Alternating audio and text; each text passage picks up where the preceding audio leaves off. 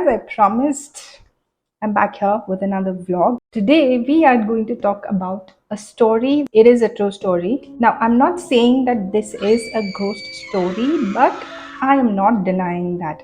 So what I'll be doing is I will get ready, I will put on some makeup, and we will discuss about the story. I also think that there is a possibility of this entire other world where ghosts and spirits, all of these might exist. I am not sure, but what is a proof?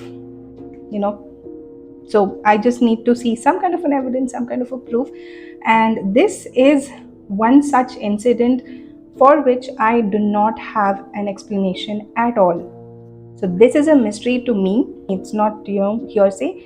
This is something that I have experienced. I don't know what to think of it, so I'm going to share it with you. I also have a crisp Diet Coke.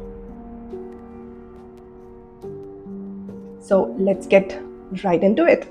And honestly, the thing about this story that really scares me a lot is that not even what happened. It's what I was doing every single evening in that house without even knowing what had actually happened before there. So that is the most scary part now when I think of it. So let me start from the beginning. So my family had moved into a rented house. Okay, the area is Dr. Ambedkar Medical College. If you've heard of it, this is in Bangalore. I think the area is also called as LR Bandi. I'm not going to tell you exactly which house it is. I'm pretty sure the house still exists. So it was an independent house, and when I say it's an independent house, it was quite a big one actually. So there was this big gate. It had its own terrace. Outside the kitchen, there was space there was a small passage to which the bathroom was attached. And the bathroom also had a back door which led to the outside of the house below the staircase which led to the terrace. Okay, I hope you're getting an idea of how the house looked. So you have your front door here. There is a passage towards your left side, and that passage has a staircase that goes to the terrace, and below that staircase there is a small space and a door that leads to the kitchen, leads to the bathroom and to the kitchen. So the owners of the house actually lived right next door. It was one auntie, two brothers, and one sister. And their father, the uncle, had passed away. Okay, so I'm not sure when he passed away and all of that. So this is all we knew about the family. So nothing creepy about it, nothing strange about it, and we moved. So imagine this is a very normal Sunday afternoon, okay? Me and my mom in the kitchen, and we're just making jalebi. So I was getting ready with the piping, and my mom was preparing the other stuff. And then suddenly, both of us heard a loud thud. Okay, this was like very, very loud noise, and both of us stopped what we were doing for a second and looked at each other. My mom was like, "Did you hear that?"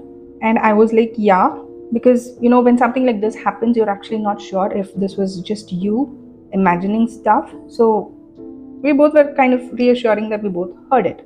So at first we just thought that this was some kids, playing around, or maybe a dog, ran upstairs and jumping around. So we dropped everything. But here's the thing: we had a gate, right? So if there were any kids going up, we would definitely hear it.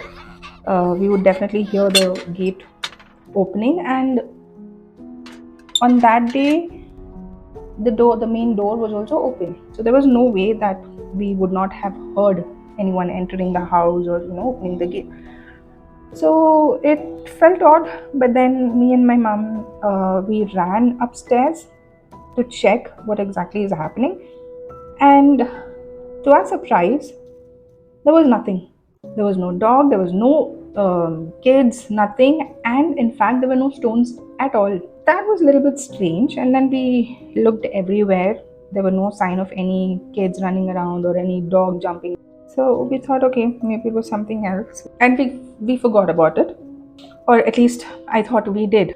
Now a few days later, or I think weeks later, I'm not exactly sure, something else happened. This was around 8 or 9 p.m. We had finished dinner, and my dad was sitting in the hall. My brother was sitting opposite to me, and the TV was on. So we were just having a regular night, and we were just sitting and talking. And I was sitting. We had a divan in the hall, so I was just lying down on the divan, and my brother was sitting right opposite to me on the sofa, and he was facing me, and there was a window behind him, and my dad was sitting towards my left side, and I suddenly look up to my brother, and I see a shadow passing by the window. you know a proper shadow of a man just passing by. So there was no reason for anybody to be there, and we all were inside the house, and the gate was closed shut. I was wondering, everyone are inside the house, so who is this outside, the shadow that I'm seeing? And I immediately ran to the door. I opened the door and I see the gates are closed. And I immediately look towards the left side where the passage is. There was no one. There was nobody. The gate was closed. It was pitch dark and there was nothing. So I walked. So this is the time I have no clue about what exactly is happening, right? So I have all the courage. So I'm walking, towards the staircase, and I checked in that area underneath the staircase. Like, there was no one. The back door of the bathroom was closed. So basically, that was a dead end. So even if there was someone passing through that way, they had to come back because there's no way to, just go beyond that door. So I came back inside and I told my dad, I just saw someone walking by the window. And my dad said it could be some, the owners who might have come to just pick up some wood or something like that. But then the gates are shut. So we would definitely hear the gate open, or if not, that person should have been there. None of this was happening. So I remember telling my dad, if someone came in, where did they go? They should be there because that's basically the dead end. But there was nobody there. And we never even had that thought in our mind that this was something supernatural. So eventually we forgot about it again, and life continued. And I think after 2-3 months, we moved out of the house. And I honestly don't remember why we moved out of the house. And it was just 2-3 months, okay? It was not even like we were living there for a year or two or something like that. So we just moved out. We moved to a house which was a little bit close by to that house, but in a very different lane. Okay, so we were still in that locality. So after we moved out of the house, I met one of my friend who was actually living in that particular lane. She was living there for, I think, almost since birth. We were just walking in that lane, and we happened to cross by that house. And I asked my friend who's living there right now. She told me that there was a lady with a baby. And then she said the lady's husband is abroad. And then she told me something else. She said, she specifically mentioned actually that the baby cries every night. Every night the baby is awake and just keeps crying. So even then, I did not think anything of it because, babies, that's what they do. They eat, they cry, they wake up, they cry, they eat. That's their job. So I thought, poor baby, nothing unusual again. Until my friend continued. She said, people say the uncle who owned the house, apparently he loved the house a lot. Fair enough, because that's usually the thing, right? So if you have your own house, if you've built your own house, you obviously have some kind of a attachment to the house. And then she said something that completely changed the way I looked at that house. So she told me that some of the neighbors had apparently seen him after he had died. She's telling me this now after we moved out, and she has been living in that lane forever. She knew that we were staying in that particular house and she did not mention a word. And now after we moved out, she's mentioning this to me. I'm getting goosebumps right now. I was shocked and I just froze for a second. So she told me that the neighbors, sometimes they have seen him sitting on the porch and sometimes on the terrace. You just see a shadow lurking on the terrace. That's what the neighbors have seen. And then she goes on to say that no one has stayed very long in that house. So whoever has been in that house has been living in that house max to max 4 to 5 months. That's it, they end up moving. And then I remembered everything that had happened to me, and then it started, I mean, not making sense, but then I was thinking sound on the terrace, the shadow. I mean, I don't have any explanation for all of these. So, what else? And let me tell you that my friend had no clue that we were experiencing all of these things. So we never spoke actually in those 2 to 3 months. We never spoke. I never met her. I never told her, or maybe we would have met, but then I never discussed all of these things because these were just normal stuff that was happening, right? So it was not something out of the norm that I had to go and tell her, and we were not that close as well.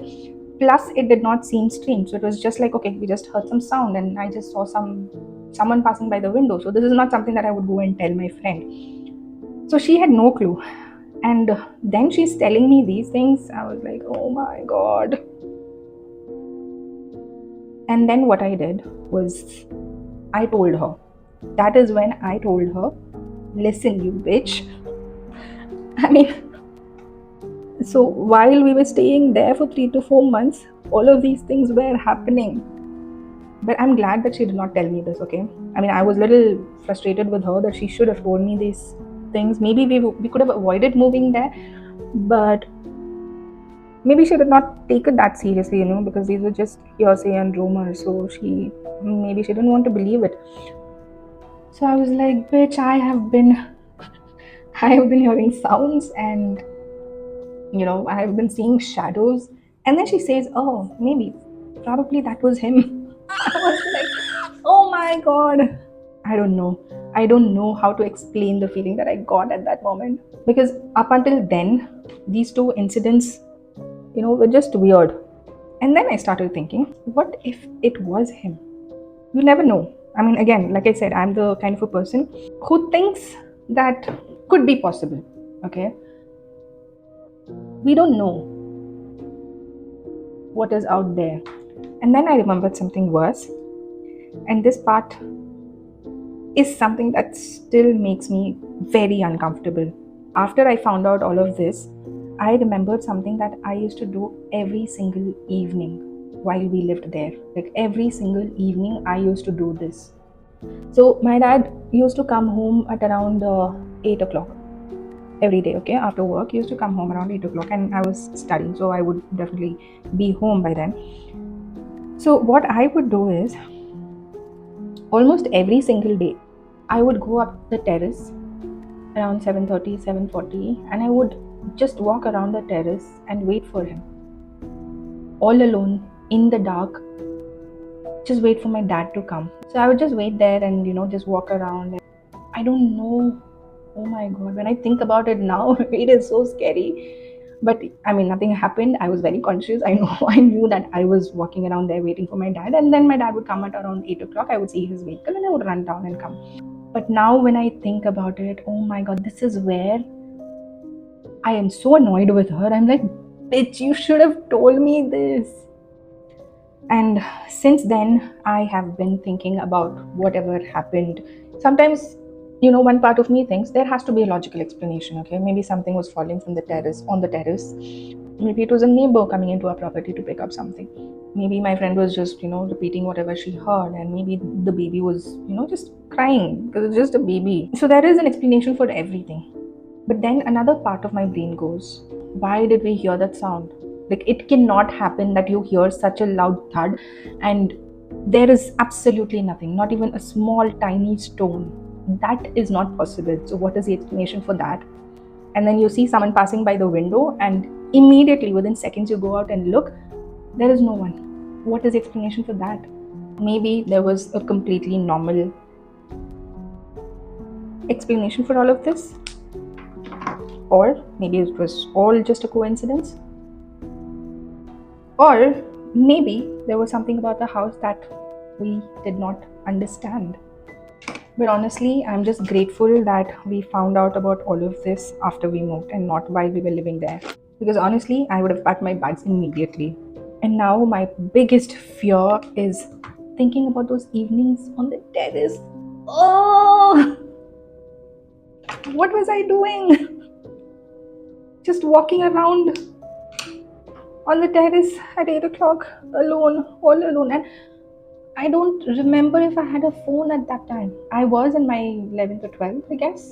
But I don't think I had a phone. Did I have a phone? Yeah, I think I had a phone. Maybe the Nokia 1100, I guess. Yeah, so there was no internet, there was no Instagram. What the hell was I doing? And imagine people have seen him on the terrace. The uncle who loved the house so much, he was seen on the terrace. Oh. So, yep, this is the story of the house that I lived in for 4 to 5 months, and it freaks me out. It freaks me out even today. So, let me know if you enjoyed the story, and that's it for this video, and I'll see you in another video tomorrow.